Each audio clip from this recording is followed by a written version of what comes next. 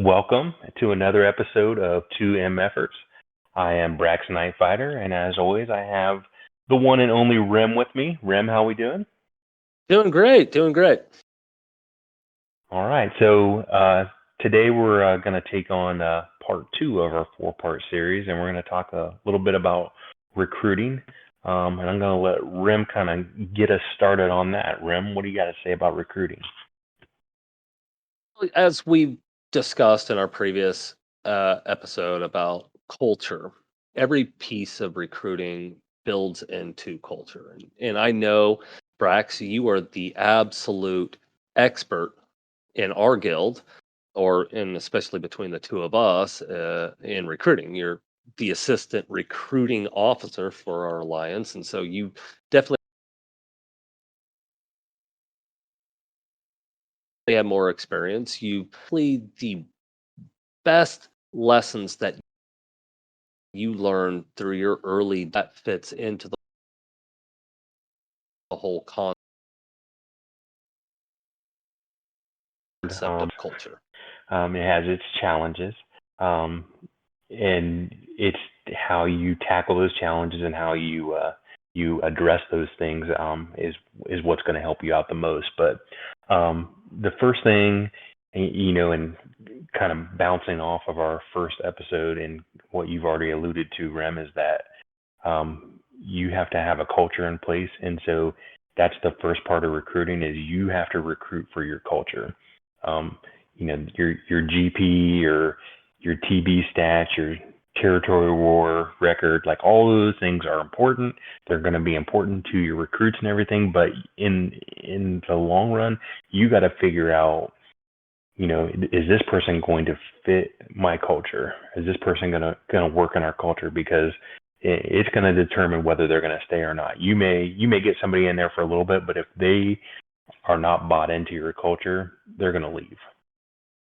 Yeah, I completely agree with that. So when I augment the work that you do, I'm always incredibly honest about who our guild is, what we're able to accomplish, and what we're looking for. I'm not going to sell us as being the most incredible TW guild in the world when, shall we, for instance, if you're winning only 50% of them or less, you have to know who you are as a guild, know what you're looking for, what your goals are, and be honest about that while you're talking to a recruit, regardless of how much you want that recruit in your guild. I would also say the other end, if you're looking for a new guild or if you're in a guild, you need to ask yourself, is this guild providing the sort of enjoyment I'm looking for in the game? We have some very high GP players, some very low GP players in comparison to our average, but they all stick with us because of the culture that we built, not necessarily those other little elements that you talked about. The amount of TW rewards or the amount of TB rewards, we provide them the style of game that they're looking for. Yeah, and I think on that, like, when you're recruiting, ultimately you're selling your guild. So you're going to talk about what you feel like your guild excels at, and you're probably going to throw out some stats and everything with that, which is fine. But that's to your point that you already made there, is that you don't want to embellish that as well, because once they get in there, they're going to figure it out real quick, and they're going to be like, "What, Matt? You said you were doing so great at TB or whatever, and I was getting better rewards in my other guild, but it is that culture that you're selling. And I know, like, one of the things that, if we're talking about Mustafar in particular, like, one of the things that we always try to sell people on is that we treat people like adults. Like, we let them make decisions for their rosters and make the best decisions for their game. And so, not that there's anything wrong with that, but we're not one of those guilds that are going to dictate how you play your game or how you build your roster or anything like that. And so that's our culture. That's what we built. And so those are the kind of things that we try to sell. And so, what have been some of the biggest challenges that you've run into while recruiting? Um, well, and everybody that recruits out there has is probably waiting for me to talk about this, but just that recruits don't always they're not always the most realistic. They want the biggest GP guild that they can get into. They want the GP or the guild that's getting the most stars in TB. They're just not realistic, and I always try to talk about the point that if you're a recruit, um, that you have to make sure that you can contribute to the guild that you're asking for. So if you don't have any teams that can compete in GOTB, then it's really hard to ask for a guild that does well in that, because you're not going to be able to contribute. And as we kind of coined, you don't want to be backpack Yoda. Yeah, you don't want to be that guy that is Or asking for watch shards that isn't able to even contribute to dark side GOTB in any meaningful way, and your GOs aren't even close to getting a watt themselves. Is kind of what you're saying. yeah, exactly. So you do have to deal with that, and sometimes you can have conversations that sort of allude to that. Like you don't want to come out and crush somebody or anything like that when you're trying to get them into your guild. But sometimes you have to say, hey, maybe we don't get that there.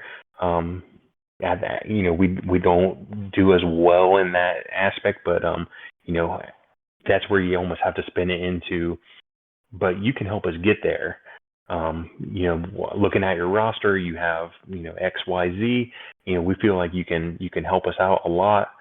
So it's sort of kind of building that recruit up a little bit, and letting them know how they can help you out, which in the long run helps them out as well.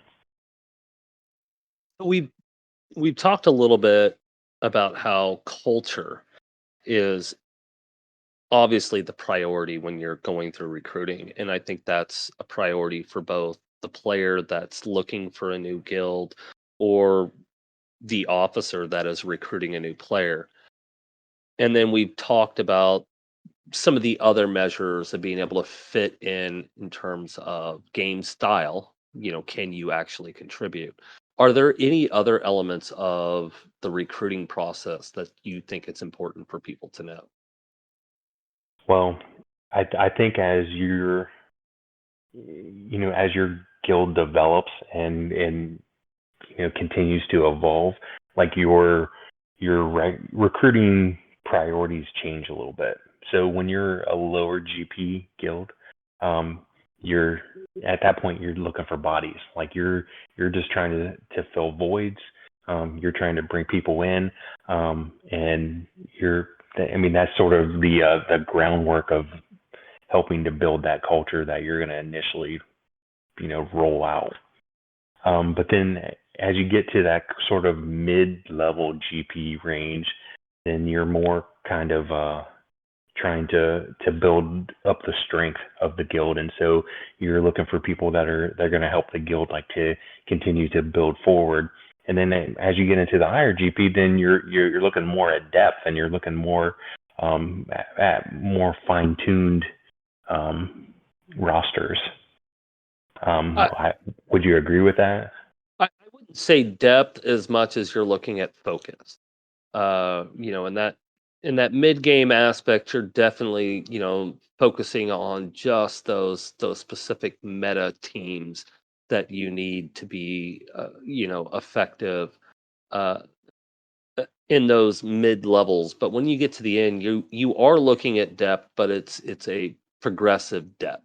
It's the kind of depth that allows you to build two Jedi teams that could possibly be effective in GOs. It's not just bloat. Um, uh, Unfortunately, this game has turned into punishing players who focus on bloat.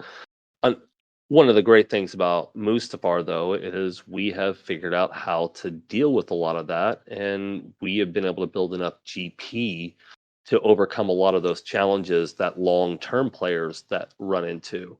But new players can be equally as effective as uh, long-term players in this new setting, and you have to be very well aware of those differences in rosters and how they're going to affect your guilds when you bring them in. Yeah. Um, and I think something else that I've learned is just the way that you utilize the tools that are out there. There are a plethora of places you can recruit. Lots of different ways you can recruit. You can just type things. You can make posters. You can do whatever. To me personally, I've always felt that the first thing you want to do is catch somebody's eye. So I kind of looked into how to do these posters and have some motion in them and everything like that, like something to at least draw somebody's attention. Um, Again, that's not going to sell your guild just right there. Like just because you got a real flashy poster, it's not gonna bring you in like tons of recruits, but at least gets their attention and makes them want to see a little bit more what it's about. And then that's your opportunity to sort of sell your culture and sell your guild and do those things. But there are a lot of tools. There's quite a few servers within Discord. There's lots of subreddits that you can go to. Facebook has a ton of recruiting pages you can go. I even joke that you can go to your local bar and you can talk to all your buddies and try to get them in on that as well. So yeah, you know me. That's where I find so many of my recruits is by having a few drinks at the local bar. But to your point, those flashy ads and so on just start the conversation. It just allows you to begin having the conversation as to whether this person is the right person for your guild, whether you're the right guild for them. It's always a bi-directional conversation. Do you find that you initiate contact more, or do you get more contact initiated with you? Um, it honestly depends, and we are blessed in this alliance is that we have a great recruiting system, in that there is always some sort of recruiting ad being posted, and it may even just be a generic alliance recruiting ad where it's just like, hey, this is our alliance, these are our guilds, we're always looking for people, blah blah blah blah blah. So we're blessed in that we have that, and it means getting posted probably if not daily, every other day. So I think that brings a lot of people. We get quite a few people just showing up in the bay, and we kind of delegate that out as they come in.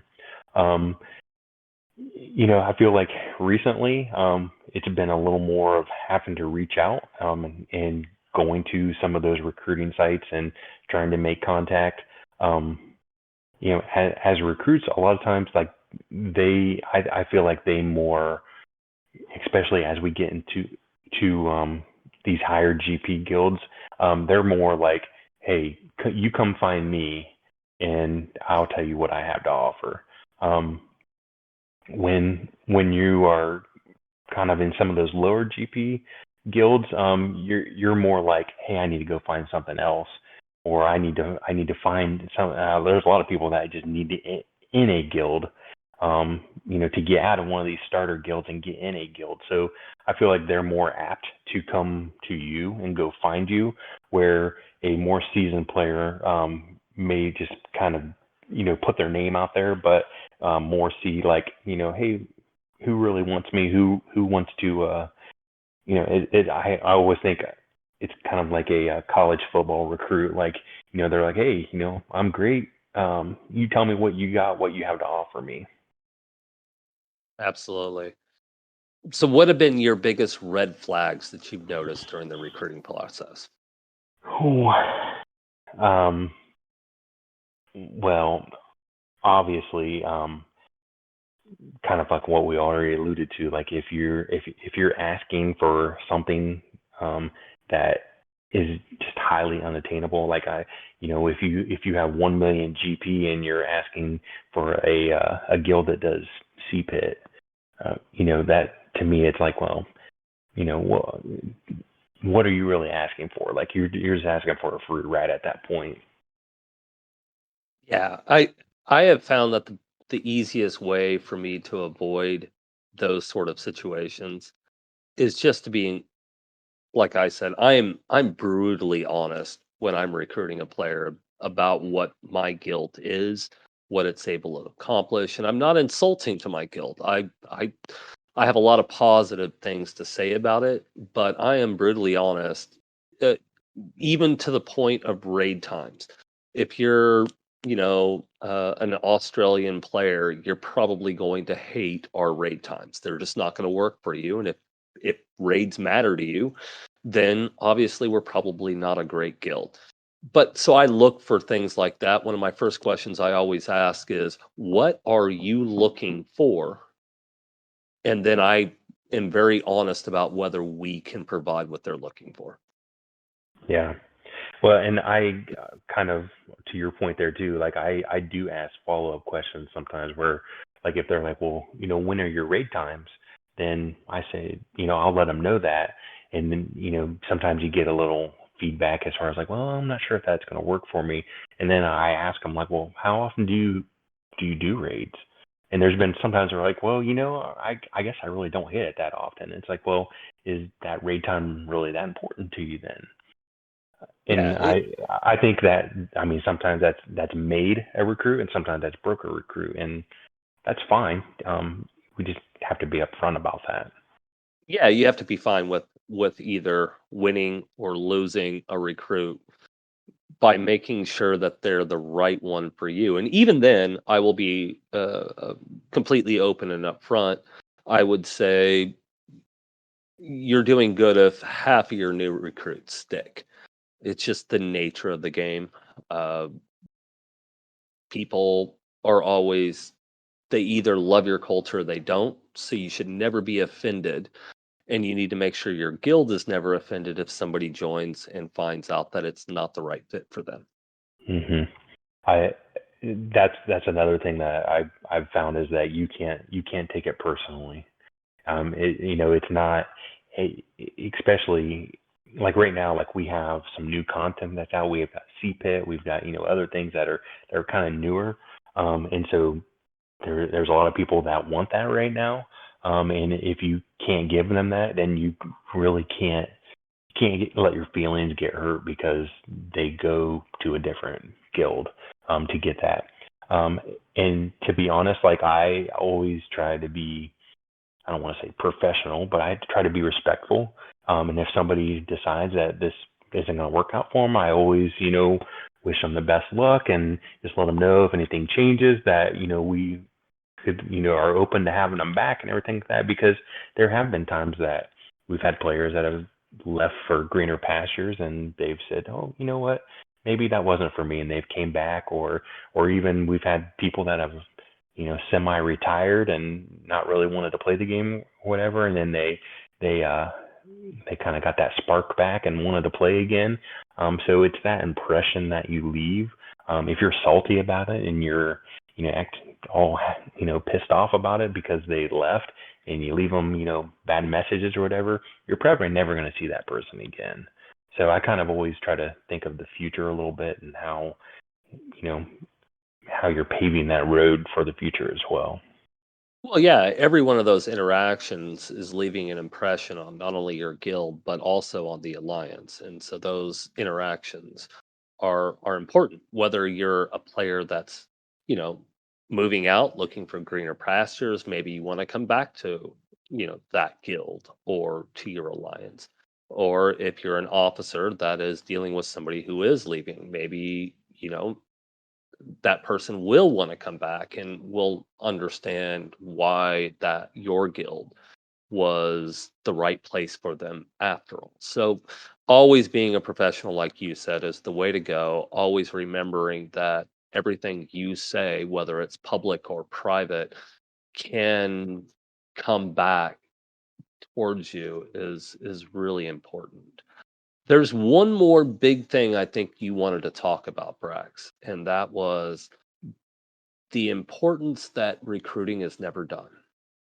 Yes, and I think uh, Rem, I think you and I personally had this kind of deep conversation one day when we were just talking about recruiting and everything. But we sort of shifted our mentality to you are never really full.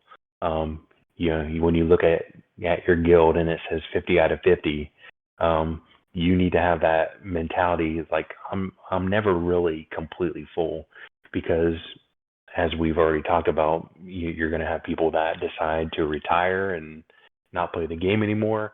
You're going to have people that are going to look for greener pastures and want either more of a challenge, or they're going to maybe want less of a challenge and need to take a step down. You're always going to have that. It's cyclical. It happens. So you need to have that mentality. We're not full. Um, and my boss in real life always told me like you should always be evaluating the bottom 10% of your staff. And it's kind of the same thing here. Like you're always looking at not maybe not the bottom 10%, but you're always looking at your guild as a whole, and you're saying, where do we need to put more focus? Where do we need to develop people? Who is not working out for us? Who is helping us? And you're always looking at that. And so, you evaluate your people. You evaluate how they contribute to the guild. And that there may be times, and we kind of talked about this in the last episode, but there are times that it doesn't work out, and you have to part ways, and you have to make the best decision for the guild. So from a recruiting standpoint, it's good to have, maybe you don't have people necessarily lined up, but at least you have an avenue to where, if I needed to get somebody, do I know where I can go and maybe get a recruit quickly, and sort of, always putting your name out there, and always letting people know, like, we're always looking for people, and we'll do what we can to get you in. But I think it's important that you're always evaluating and you're always recruiting, essentially. Yeah, I think the experience we've learned is it does tend to be cyclical. Mustafar has had periods where we've had, a 5 or 6 positions turn over really quickly due to retirements, due to all sorts of number of events, and Mustafar is never really.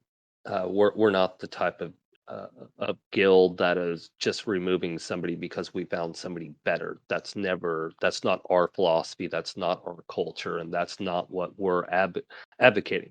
There are guilds that is their culture, and that's actually perfectly fine also. We've gained a couple strong guild members from guilds who came from that culture, and they have no hard feelings. They understood when they walked in, going to some of our previous conversations of they understood the rules and what they were facing. uh, but what we have learned is you need to always be prepared and always be involved in that recruiting process. Never slow down. Now, we've also been fortunate enough to go through a period of about 3.5 months where we didn't lose a single member. But we never stopped being involved in the process of recruiting and putting our name out into the environment so people knew we existed. So when we needed that day to step in and look for a new player, because life happened to somebody, we were able to do that. Um, so I believe we've covered most of what we wanted to, but this starts to lead us into our next conversation. We recruit people, we make goals or our culture our priority, but in order to properly recruit the right individual, we've mentioned multiple times the need to to understand your guild's goals. Um, that's going to be our next conversation. We'll leave that for the next one, Brax. But do you have any more comments that you want to make? Um, just that, recruiting is a challenging thing. Um, I think I can kind of talk as far as, recruiting from the alliance standpoint that, we're always here to help everybody. So if you are in the Senate Alliance and you need help recruiting, you can ask any of us to help. For me personally, I'm always willing to help anybody out. If you want me to put an ad together for you, a recruiting ad or poster or whatever, I'm more than happy to do that. So feel free to DM me and reach out and share your ideas. If you have thoughts or anything, we're always open to that. But really looking forward to the next episode when we can kind of talk about developing your people and having a plan. Yeah, so that's it. Once you build the culture and you understand what sort of people you're recruiting for, you really need to also know the goals that your guild is creating and eventually how to develop the players to reach those goals. So those are our next two episodes: building, understanding and building the goals for your guild, and then player development. So the next time I talk to you, Brax, I think we'll be talking about building the guild goals. Yes, sir. All right, sounds good. It's been a great episode. Thank you all. Thank you, Brax. Thank Uh, you. we we hope to see you next time. Yep. Have a good night. You too.